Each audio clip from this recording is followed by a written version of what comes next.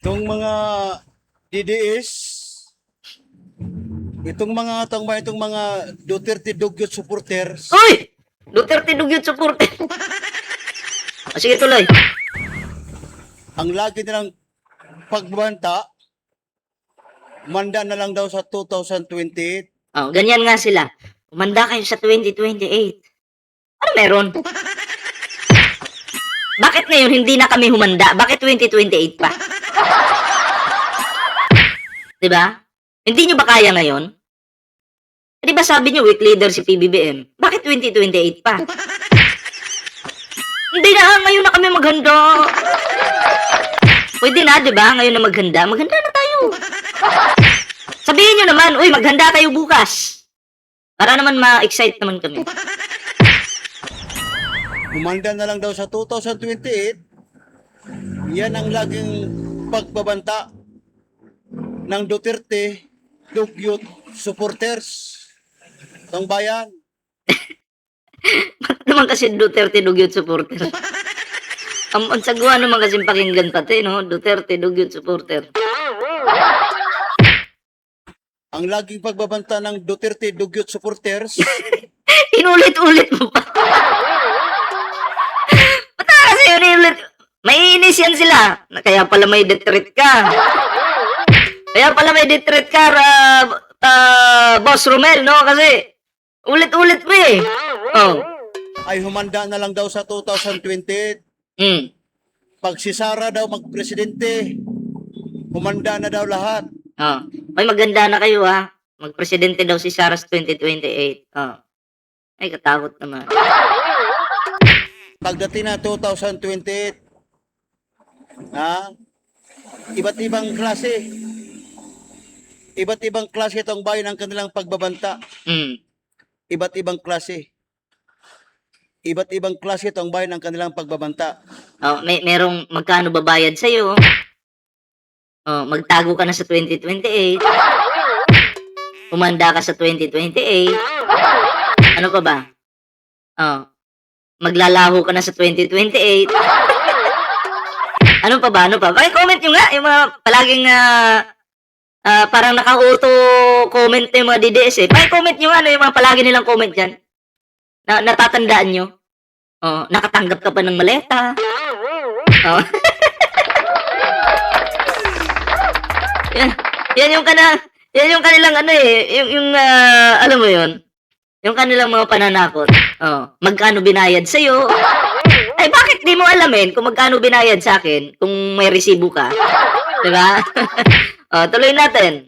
Kaya humanda na lang daw sa 2028. Oh, pag pumalpak sa 2028, umanda sa 2031. Oh, Yan ang pagbabanta ng Duterte Dugyot supporters. agoy. Sakit nun tawagin kang dugyot. Hindi ka tanggap-tanggap sa akin. Oh. Pero para mas maganda, mag-like, share, subscribe po muna kayo. Like, share, subscribe. Ayan. And ring the bell button ha, para updated po kayo sa mga live po natin. Tuloy natin. Yan ang kanilang paulit-ulit ang bayan na pagbabanta Mm. ng Duterte Dugyot supporters. Duterte Dugyot supporters. Dutae Dugyot supporters. Ay, shoutout po kay VMB Rosoy Matsu ha. Shoutout po. Yan ang kanilang paulit-ulit. Oy, Mr. Sponsor, shoutout. Jakita natin to. Nagtanggal ako ng mga jacket eh. Binago ko lahat. Pabalik-balik na pagbabanta na humanda raw sa 2020 pag si Sara magpresidente. Pag si Sara daw magpresidente, Pag si Sara Duterte, in case lang maging presidente si Sara Duterte sa 2028, lahat po ng Pilipino maghanda po talaga. Bakit? Magkikrisis po ang Pilipinas. Kasi mahirap po kasi na ang hahawak po sa bansa natin na hindi marunong. Mahina ang utak at bobo, 'di ba? At makasarili, ay bagsak po yung Pilipinas. So, kailangan po talaga natin paghandaan in case na manalo kahit alam nating malabo, 'di ba? Oh. Kasi tayo din po yung kawawa. Kung hindi ka kasi marunong sa paghawak ng bansa, lulugmok tayo. Yun yung nakakatakot diyan. Okay? Yun po yung nakakatakot diyan. Itong bayan, ang sabi ng Dutay Dugyot supporters, humanda na raw. Dahil kanila raw, papatayin lahat.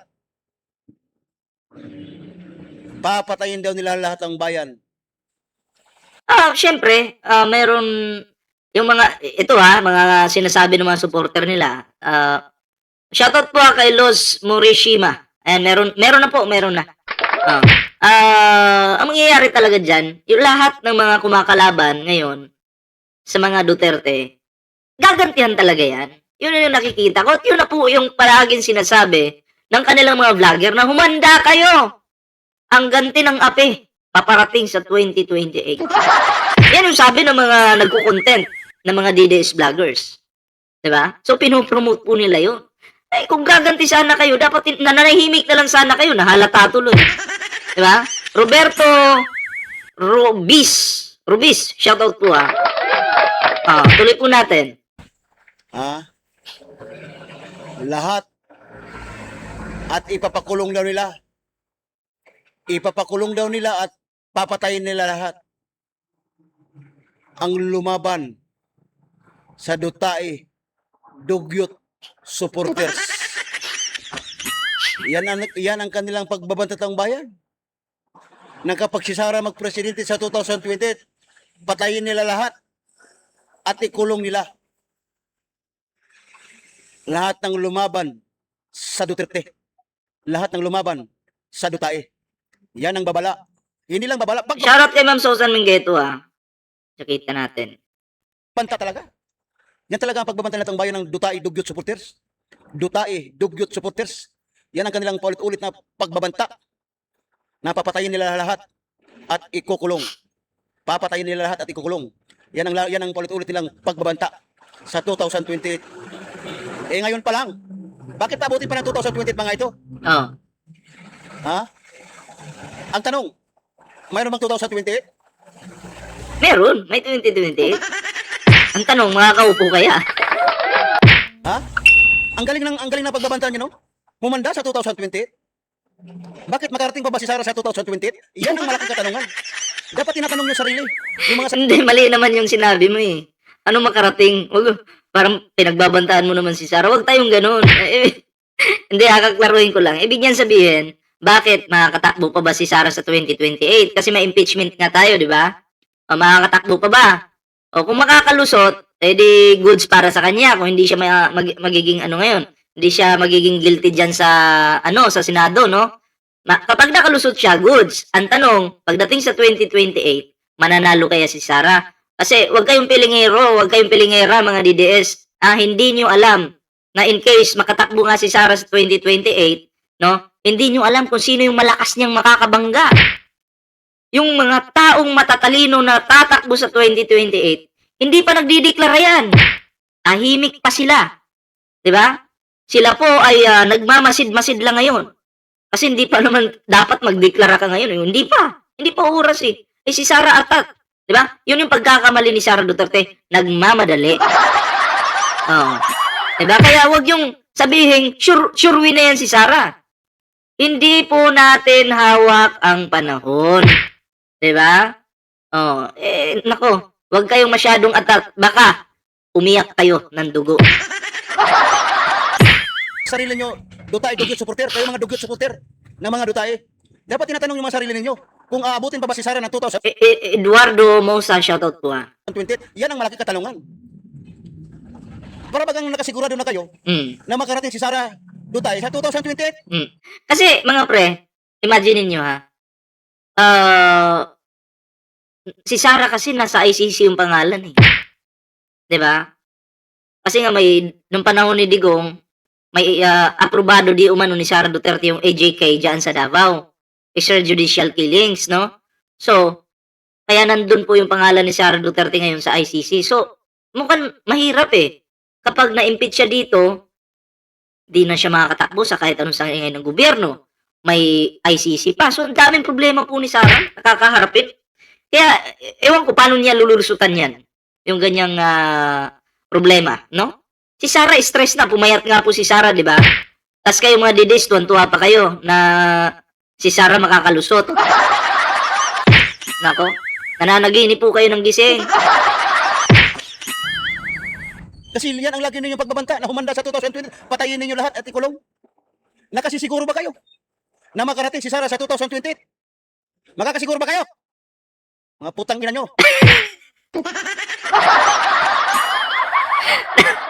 Nanggigil na. Ah. Nanggigil na, patay tayo dyan. Oh, namura na kayo, namura na, patay na. Oh, kasi kayo magbabanta. Di ba? Kung magbibigay kayo ng opinion, opinion lang. Kami, mga pre, pag nagbigay kami ng opinion, normal lang naman yan na i-criticize natin yung mga politiko. Normal lang po yan. Pero wag nyo kami pagbabantaan. Kasi pag kami yung nagbanta, mas masakit. Diba? Balikan lang yan eh. Anong binato mo sa akin? Babato ko rin sa'yo yan.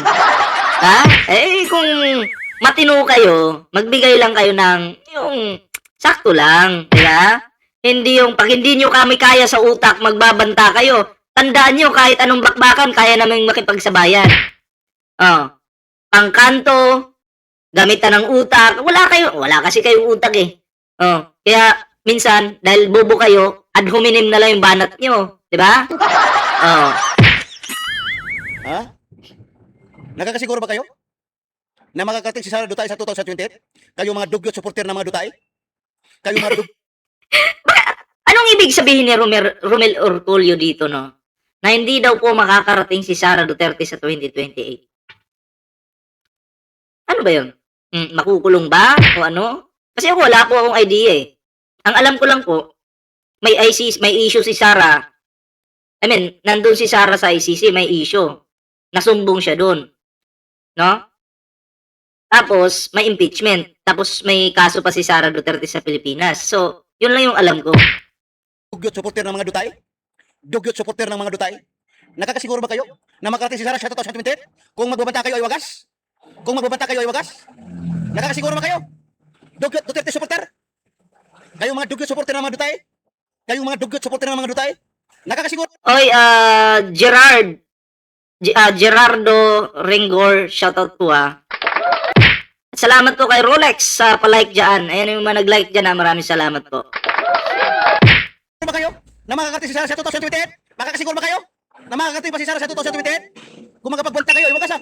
Oh, Christina Soriano, shoutout po ha. Kung magapagbanta kayo, iwagas umanda kami. Papatayin ninyo kami. Pag si Sara mag-presidente, papatayin ninyo kami. Ang galing na pagbabantaan nyo ha. So ano pala yung purpose ni Sara Duterte? Kasi sabi to ng mga supporter no, ni Sara. Gusto niyo ba magpresidente si Sara para lang pumatay ng pumatay? Ano bang purpose? Yung gumante? O magtrabaho? Tanong ko po, anong purpose? Gumante o magtrabaho? Kasi ngayon pa nga lang, hindi na nagtatrabaho eh. Diba? Tamad. Ako po, ayaw ko ng tamad, sa totoo lang. Lalo na may posisyon ka sa gobyerno. Diba? Tapos tatamad-tamad ka. Mahirap yun. Sayang yung boto. Ang galing. Ang galing. Kung magbanta ay wagas. Ang galing magbanta. Kung magbanta ay wagas. Itong mga Dutay, dugyot supporter. Itong mga dugyot na supporter ng mga Dutay. Mga dugyot supporter ng mga Dutay. Kung magbabanta ay wagas. Akala nyo makarating si Sara sa 2020? Buwa ka lang inan nyo.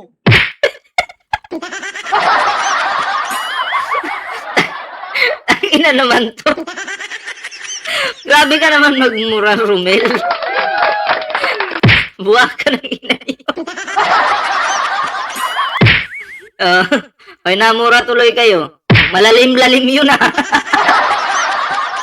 Pag kami nagmura, masakit sa inyo. Pag kayo nagmura, okay lang, ganun.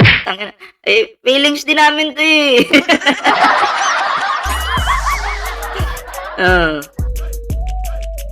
Mr. GC King, shoutout po ha. Buha ka daw ng ina nyo. Akala nyo makarating si Sara sa 2020? Buwa ka ng ina nyo. Buwa ka ng ina nyo. Hindi na makarating si Sara sa 2020. Tandaan yan, buwa ka ng ina nyo. Makukulong na yan. May plunder na ka. Okay. Sa ombudsman, buwa Yun pala. ka ng ina nyo. We call this Ah, Hollywood yun po pala yung ano, yung ibig niyan sabihin. Akala ko kasi kung anong ibig niyan sabihin eh. at your fingertips. Yun po pala yung ibig niyan sabihin. Kumbaga, si Sara po ay hindi na makakarating sa 2028 dahil may kasong plunder daw. Max Dreamer, shoutout po ha. Akala ko may ibang meaning pa eh, pero at least naklaro po ano. Hindi po yung pagbabanta ni Rumila. Sa kaso po pala, sa kaso. Yung ibig niyang sabihin na si Sara Duterte ay hindi na po makakarating doon sa kanyang patutunguhan sa 2028 dahil may kaso pala. Ngayon, klaro. Hindi po yun pagbabanta ng ating kaibigan na si Romel. Okay? Kinaklaro lang po natin kasi mga DDS kasi mahilig gumawa ng kwento, dagdagan yung kwento. Pinagbantaan si Sara, oh. Diba? Ganyan po yan sila. Pero at least po, tayo is gusto natin kung ano lang yung totoo, 'di ba? Yun lang po yung sinasabi natin dito. Hindi po tayo dagdag bawas, okay? Pero nagbibigay po tayo ng opinion, 'di ba? So kayo po anong masasabi niyo dito? Comment down below para naman malaman namin yung inyong kanya-kanyang reaksyon at opinion. Like, share, subscribe po. And may TikTok tayo dyan, may Facebook, kompleto po yan. Kalembangin nyo na po.